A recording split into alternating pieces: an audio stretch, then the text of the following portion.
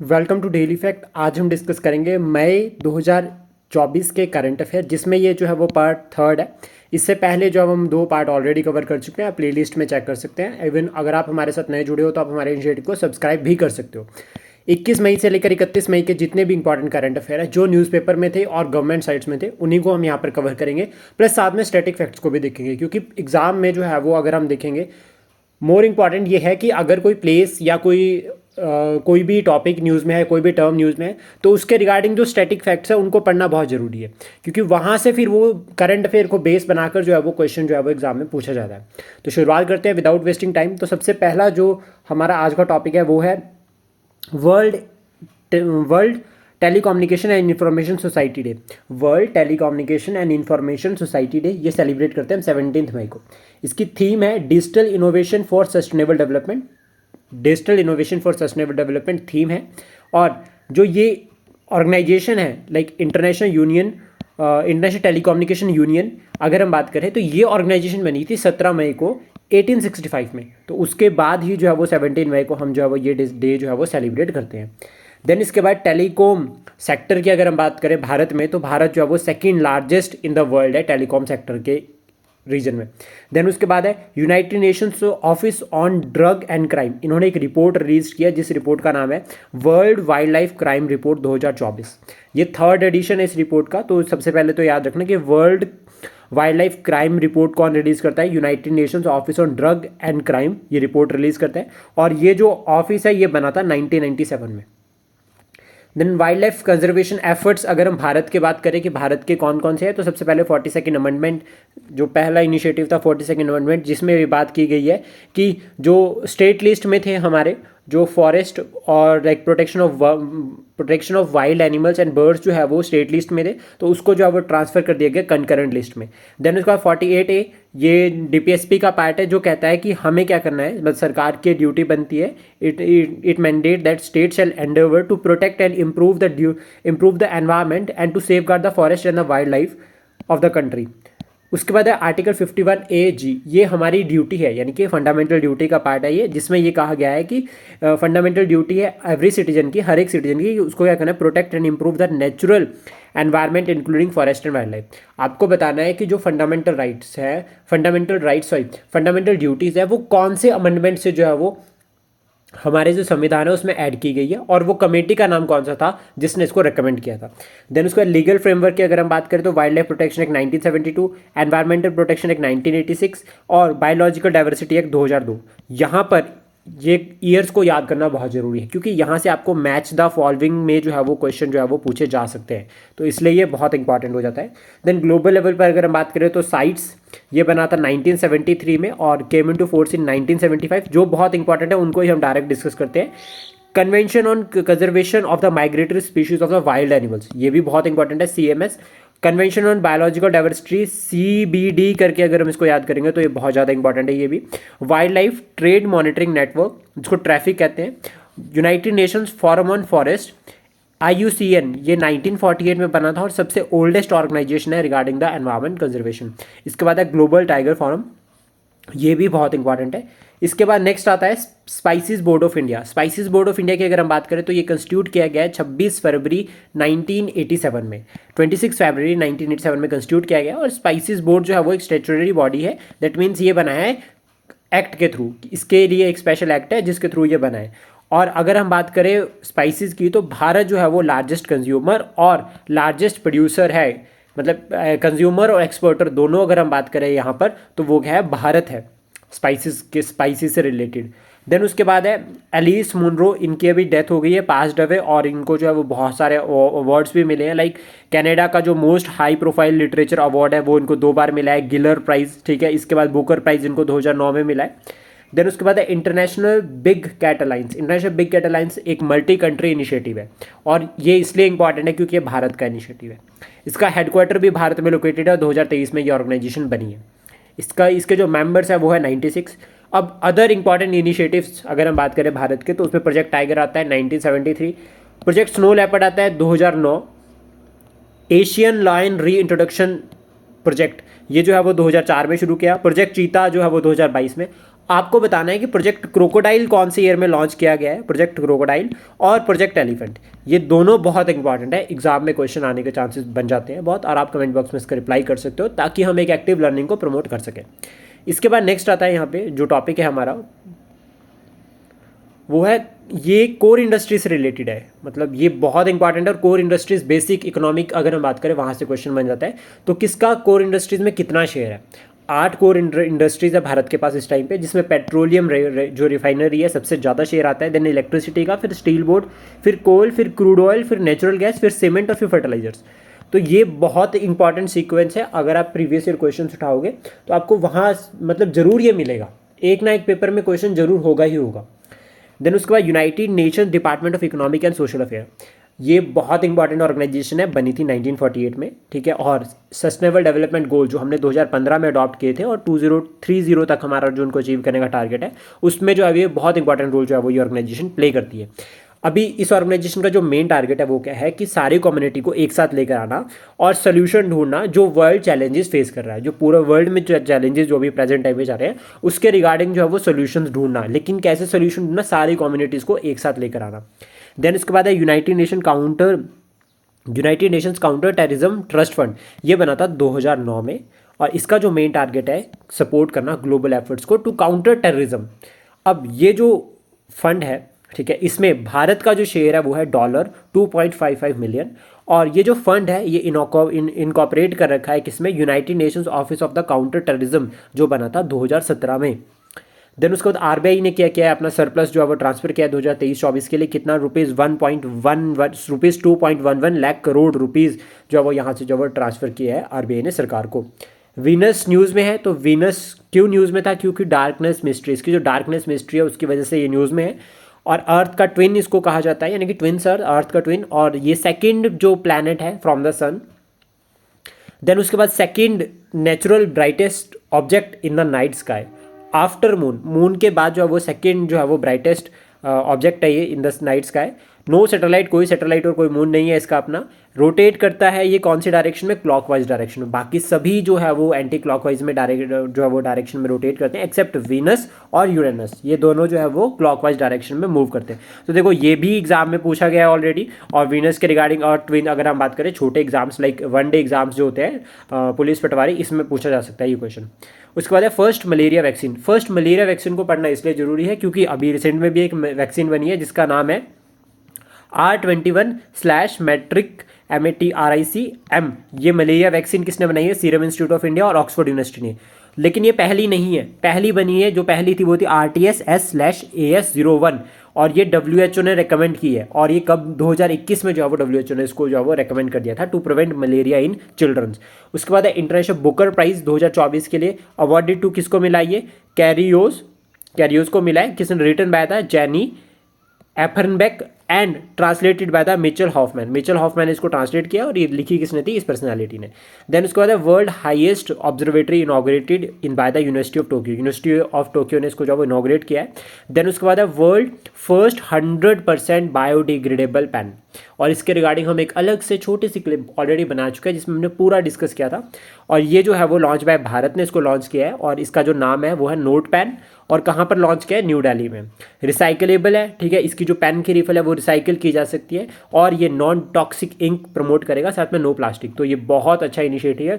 Even हम यहाँ से खुद भी, हम सभी एस्पिरेंट्स हैं, तो हमारा ये जो है वो रिस्पॉन्सिबिलिटी बनती है कि हम जो पेन यूज़ करते हैं उसकी रिफिल को हम कहीं पर वेस्ट ना करें, हम उसे कहीं भी फेंकें ना, उसे अपने पास रखें। या तो आप उसको डिस्पोज कर सकते हो तो डिस्पोज कर दो, नहीं तो उसको संभाल के रख सकते हो। इवन लाइक उसे बहुत सारी जो वो डेकोरेशन के जो है वो हम काफ़ी सारी थिंग्स जो है वो बना सकते हैं।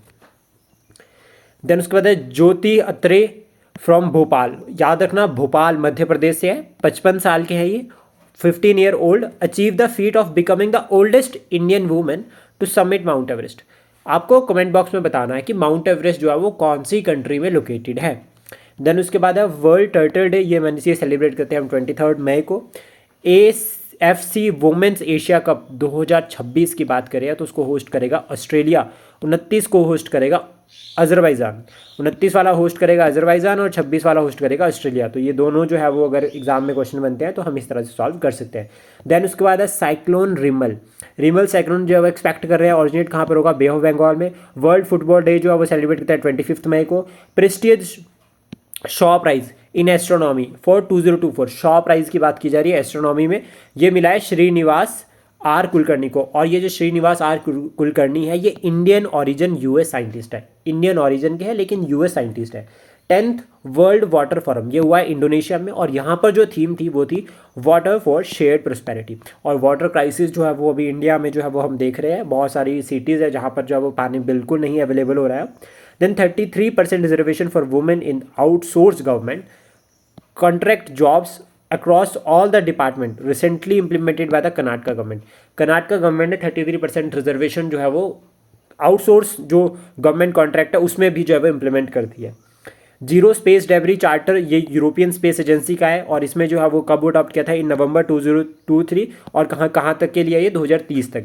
2030 तक जो है वो हमने टारगेट रखा है। नॉन लीगली बाइंडिंग है ये जो चार्टर है ये नॉन लीगली बाइंडिंग है, लेकिन किसका, यूरोपियन स्पेस एजेंसी का। उसके बाद है विरूपाक्षा टेम्पल, ये कहाँ पर है, हम्पी कर्नाटका में, और ये ये लिंकअप करता है शिवा टेम्पल से, यानी कि डेडिकेटेड टू शिवा टेम्पल है। कंगारू कोर्ट्स बहुत इंपॉर्टेंट, कंगारू कोर्ट्स ये टर्म जो है वो न्यूज़ में और एग्जाम में पूछी जा सकती है, स्पेशली इन यूपीएससी ऐसी टर्म्स जो है वो आती है। तो कंगारू कोर्ट की अगर हम बात करें, it is used as a judicial, it is used against a judicial system where the judgement against the accused is unusually predetermined, मतलब पहले से ही डिसाइड कर लिया जाता है। और एक तरह से क्या है कि सेल्फ अपॉइंटेड मॉक कोर्ट होते हैं ये, ठीक है, जो विदाउट मच प्री मेडिएशन वगैरह, प्री मेडिएशन जो है वो ये चलते हैं, जिसमें जो है वो मेन जो यहाँ पर ये है कि आपका क्या है कि एक तरह से जुडिशरी के अगेंस्ट ही ये लोग चलते हैं, और जो ट्रायल है वो अपने अकॉर्डिंग ही कर लेते हैं, प्रॉपर प्रोसेस को फॉलो नहीं किया जाता यहाँ पे।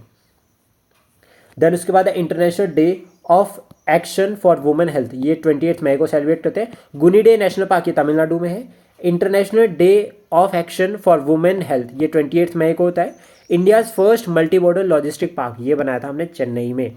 देन उसके बाद नेक्स्ट आता है जो टॉपिक है वो है हमारा ऑर्गेनाइजेशन से रिलेटेड, और इसके रिगार्डिंग हम ऑलरेडी एक वीडियो डिस्कस कर चुके हैं, आप उसको भी देख सकते हैं, बिम्स्टेक और सार्क। तो बिम्स्टेक जो बना था बैंकॉक डिक्लेरेशन 1997 में, कंट्रीज इंक्लूड होती है इसमें बांग्लादेश, भूटान, नेपाल, म्यांमार, श्रीलंका और थाईलैंड और इंडिया, ये कंट्रीज इसमें इंक्लूड होती है। बे ऑफ बंगाल इनिशिएटिव है, तो मतलब बे ऑफ बंगाल के जितने भी कंट्रीज है वो इसका मेंबर होंगे।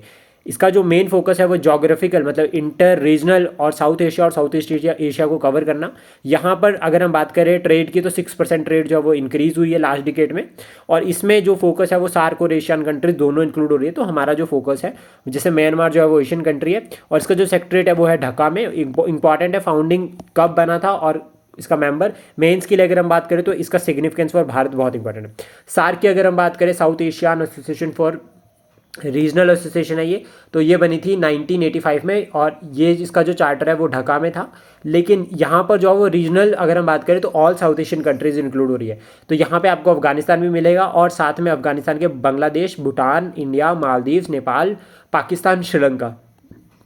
इसमें जो इसका सार्क का जो सेक्रेटरीट है वो है काठमांडू में।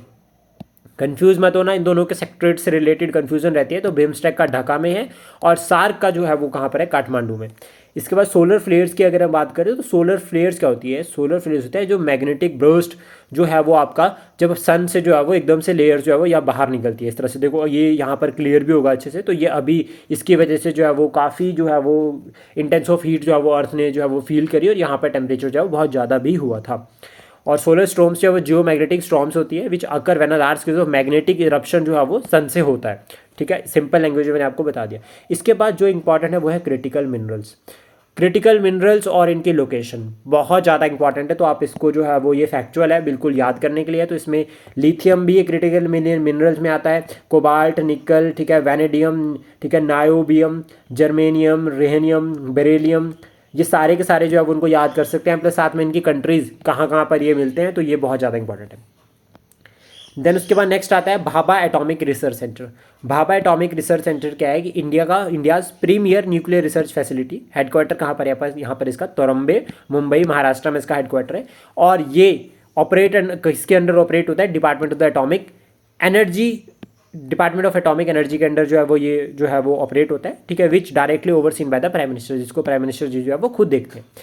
Backbone of the nuclear power corporation of India, कि ये जो प्लांट है ये पूरा का पूरा क्या है, एटॉमिक रिसर्च सेंटर, ये बैकबोन है इंडिया के न्यूक्लियर प्लांट की, और विच करंटली ये सारे के सारे जितने भी न्यूक्लियर रिएक्टर्स हैं, न्यूक्लियर पावर रिएक्टर्स है भारत में, उन सभी को ऑपरेट करता है।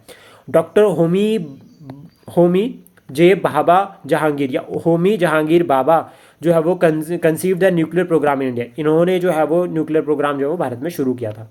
देन उसके बाद है ओलिव रेडली टर्टल, ये कार्निवोरस है, ये याद रखना, ये कार्निवोरस ओमनिवोरस इससे रिलेटेड क्वेश्चन पेपर में आता ही है, तो इसको अलग से पढ़ सकते हैं।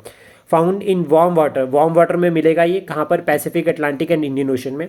और उड़ीसा में जो गिरमथ मैराइन सेंचुरी है is known as the world largest rookery of sea turtles, मतलब ये जो है वो घेरमथा, तो सबसे पहले तो ये याद रखना कि मेराइन सेंचुरी है उड़ीसा में है, और ये जो है वो फेमस है ओलाइव रेडली टर्टल्स के लिए।